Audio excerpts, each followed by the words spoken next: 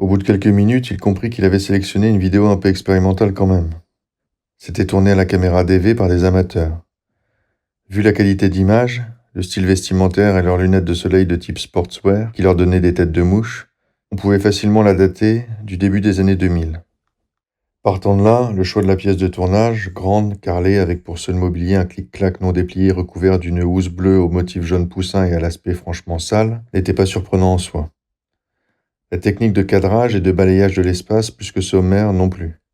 Entre parenthèses, le budget pro ne leur avait visiblement pas permis de financer un stabilisateur de caméra de type Steadicam. Quant à les imaginer équipés d'une perche à selfie et d'iMovie, ça rentrait dans le domaine paranormal. En revanche, les arpèges déroulés par un guitariste studio muni de pédales d'effet, secondés bientôt par une nappe de synthé placide, en boucle évolutive, d'un style approchant les compositions nature et découverte, étaient plus inattendus. Cette post-production musicale, qui de toute évidence avait été ajoutée au montage, prenait régulièrement l'ascendant sur la prise de son brut, et rendait le tout un peu hypnotique. Naina, elle s'était présentée ainsi au début de la vidéo, avait de grands yeux de grenouille, et pour seule toilette, un haut de maillot de bain léopard des neiges et une paire de talons hauts à plateforme transparente de style pole dance. Cette analogie calcéophilique avec Nora était fortuite et ne collait à aucune volonté initiale de Jérôme. Après un plan séquence d'environ 4 minutes, qui correspondait à l'interview introductive de l'invité, à la suite d'un cut net, sans transition, Naina, étudiante esthéticienne dans la région de Grenoble, était enculée en position levrette par un Congolais géant muni d'un t-shirt blanc.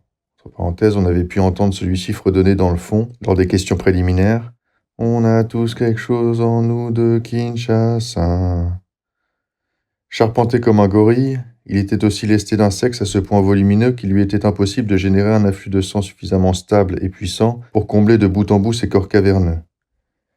Il éprouvait même de sérieuses difficultés à pénétrer la beurette de façon franche et définitive. Dès lors partiellement à l'intérieur, se concentrait-il surtout à ne pas ressortir, histoire de ne pas avoir à refaire tout le travail laborieusement effectué en amont et vraisemblablement coupé au montage. Ainsi, ne paraissait-il pas tout à son truc.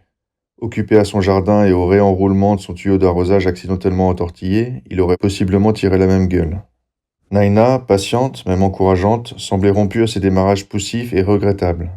Heureusement, un deuxième intervenant de sexe masculin, de taille moyenne, à la coupe militaire, de type russe, était allongé sur le clic-clac sous elle. Il portait lui une chasuble violette des Los Angeles Lakers, un bermuda camouflage fluorescent et une bite a priori sous-dimensionnée, si l'on s'avisait de comparer la chose avec son confrère quinois, mais finalement d'assez dans la norme, en tout cas de bien plus fonctionnel. Grâce à de courts mais puissants mouvements du bassin, il lui pilonnait déjà le vagin, de façon traditionnelle, mais avec un sens du rythme certain, et beaucoup d'entrain.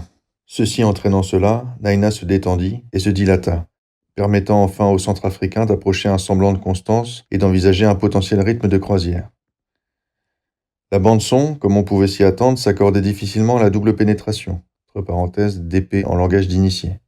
Rythmiquement, déjà, mais esthétiquement, surtout.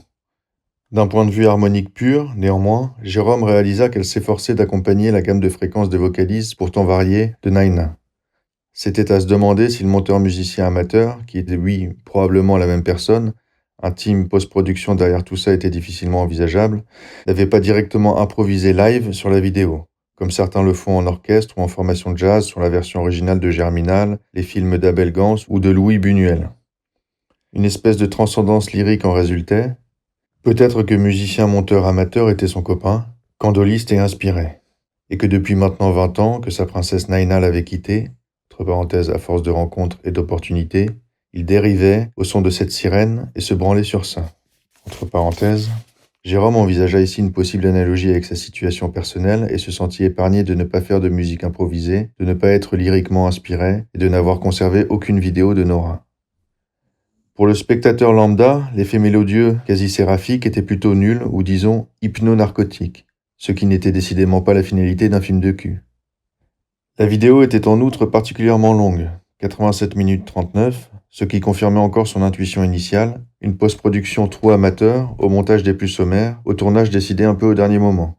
Entre parenthèses, montage ou improvisation, il faut choisir. Le plus superflu avait été conservé, des problèmes de capote de l'un jusqu'au souci de cadrage de l'autre. Après 20 minutes, Jérôme abandonna avec une résignation anticipée sa bite et son projet de grand remplacement, et regarda la suite comme tout un chacun visionnerait La Chèvre ou Les Fugitifs. entre parenthèses ou une archive de l'INA. La musique prenant une dimension de plus en plus sonore et soporifique, il s'endormit vers la minute 42. Autre passage d'une branlette des années 20, page de 16 à 23, Mathieu Zemek.